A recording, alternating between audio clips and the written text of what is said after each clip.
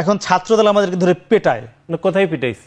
কোথায়? তারা কিন্তু ভিডিও স্টেটমেন্ট দিয়েছে। কোথায় না বলতে হবে। বিভিন্ন জায়গায় তো আমরা গণ অভ্যুত্থান পরবর্তী সময়ে আমরা দেখেছি যে বৈষম্যবিরোধী ছাত্র আন্দোলনের নেতৃবৃন্দরা বাংলাদেশ জাতীয়তাবাদী ছাত্র দলের উপর হামলা করেছে। একাধিক ঘটনা আমরা বলতে পারবো। আপনি বলেন এটি বাস্তব, মানে সেই জনসমর্থন এত লোক আছে। এখন বৈষম্যবিরোধী ছাত্র আন্দোলন সরকারের সবচেয়ে ঘনিষ্ঠ স্টেক হোল্ডার।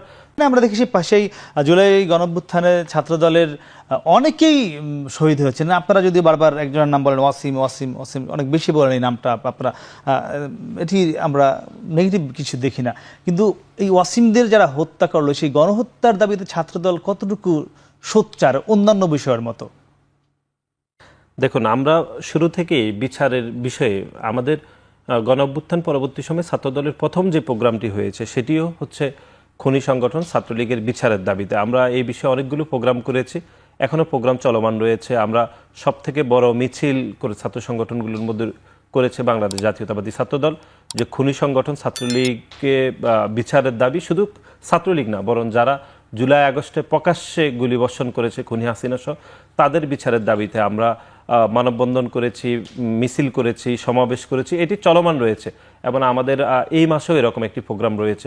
শুধু এটি কেন্দ্রীয়ভাবে আমরা করিনি, সারা বাংলাদেশে সকল শিক্ষা প্রতিষ্ঠানে সাধারণ শিক্ষার্থীদেরকে সম্পৃক্ত করে আমরা এরকম প্রোগ্রাম করেছি। আমরা সোচ্চার রয়েছি, কিন্তু একই সাথে আপনি দেখবেন যে গণ অভ্যুত্থান পরবর্তী সময়ে বাংলাদেশের রাজনীতিতে অনেকগুলো পরিবর্তন যেরকম ইতিবাচকভাবে হয়েছে, ঠিক একইভাবে কিছু বিষয় খুবই নেতিবাচকভাবে হচ্ছে। ধরুন, আমরা আজকে আপনি শিরোনামে বলেছেন খুলনা প্রকৌশল এবং প্রযুক্তি বিশ্ববিদ্যালয়, সেখানে বৈষম্য বিরোধী ছাত্র আন্দোলনের একটি কমিটি রয়েছে। আপনি জানেন জানুয়ারি 7 তারিখ সেটি প্রকাশিত হয়েছে এবং প্রায় সকল মানুষ জানে সেখানে শিবিরের একটি গোপন কমিটি রয়েছে, যদিও শিবির কোথাও কোনো কমিটি তারা প্রকাশ করে না ঠিকভাবে। প্রকাশ্য আর গোপন, এটি বারবার কিন্তু নাসির এই বিষয়টি একদম বলছে কথাটি। মানে প্রথম বলছে প্রশ্ন হলো যে কুয়েটে কি কোনো গোপন কমিটি আছে আসলে আপনাদের, সেখানে কারা কারা আছে গোপন কমিটিতে? এখন নাসির ভাই তো দাবি করছেন, ওনার দাবির তো কোনো লজিক নেই, উনি তো কোনো গ্রাউন্ড দেখাতে পারেন না, জাস্ট পারসেপশন থেকে কথা বলছেন। তো এটা তো আসলে এই প্রজন্মের কাছে গ্রহণযোগ্য না।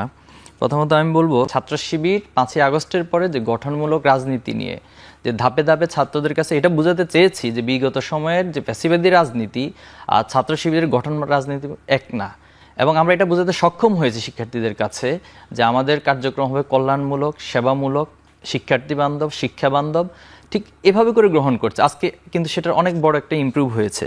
তো নাসির ভাইরা যে প্রসঙ্গগুলো আনেন আসলে এটা খুব হাস্যকর। এটা হাস্যকর ছাড়া কিছু। কোনটা হাস্যকর? যে ছাত্র রাজনীতি নিষিদ্ধের প্রসঙ্গগুলো আনেন, গোপনের বিষয়গুলো আনেন। আমি শেষ করবো প্লিজ, আমি শেষ করলে আপনি শেষ করলে তো কুয়েটের প্রসঙ্গে তিনি যেটা বলছেন, দেখুন সেখানে গণমাধ্যমে ছবি ভিডিও প্রকাশ হয়েছে, এরপরে ওনাদের দলের পক্ষ থেকে সেটা বহিষ্কার করা হয়েছে, স্বীকার করে বহিষ্কার করা হয়েছে।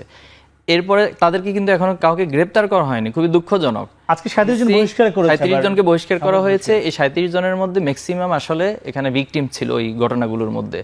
তো এই যে ঘটনাগুলো ঘটছে, জনের তালিকা এখনো প্রকাশিত হয়নি, এভাবে হলে তো কঠিন হয়ে যায়। আসলে আলোচনার একটা সৌন্দর্য থাকতে হয় কেমন। তো এই জায়গাতে হচ্ছে আসলে কুয়েটের বিষয়টা আমি দুঃখজনক বলবো, এবং সেখানে প্রশাসন এক ধরনের স্বেচ্ছাচারিতা করছে। গত 2 মাস যাবৎ সেখানে বন্ধ রেখেছে। এই যে একটা কুয়েটের মতো বিশ্ববিদ্যালয় ইউনিভার্সিটিতে যদি আপনি এভাবে করে তাদের শিক্ষা জীবনকে বাধাগ্রস্ত করেন, পড়াশোনা করার সুযোগ না দেন, তাহলে এটা আসলে কোন বাংলাদেশে আমরা আছি? 5ই আগস্টের পরে আপনাকে 2 মাস একটা ইউনিভার্সিটি বন্ধ করে রাখতে হবে? এরপরে আপনি ওপেন করে কি করলেন? 37 জনকে বহিষ্কার করে দিলেন, কোনো ধরনের মানে বিচার বিবেচনা ছাড়া, ভালো কোনো তদন্ত ছাড়া। আপনি যারা প্রকাশ্য যাদেরকে বহিষ্কার করা হয়েছে, সম্পৃক্ত প্রমাণ হয়েছে, তাদের কাউকে গ্রেপ্তার করলেন না। তো আমি মনে করি এটা একটা স্বেচ্ছাচারী সিদ্ধান্ত হয়েছে, এবং এটা সুষ্ঠু এবং বিশ্বাসযোগ্য একটা তদন্ত হওয়া দরকার। তদন্ত হয়ে শুধুমাত্র যারা অপরাধী তাদেরকে শাস্তি দিয়ে বাকি। মানে হ্যাঁ না উত্তর জানতে চাইবো। ছাত্র অধিকার পরিষদ এবং গণতান্ত্রিক ছাত্র সংসদ বলেছে যে আগে ছাত্রলীগ হাতুড়ি পেটা করতো, এখন ছাত্রদল আমাদেরকে ধরে পেটায়। কোথায় পিটাইছে?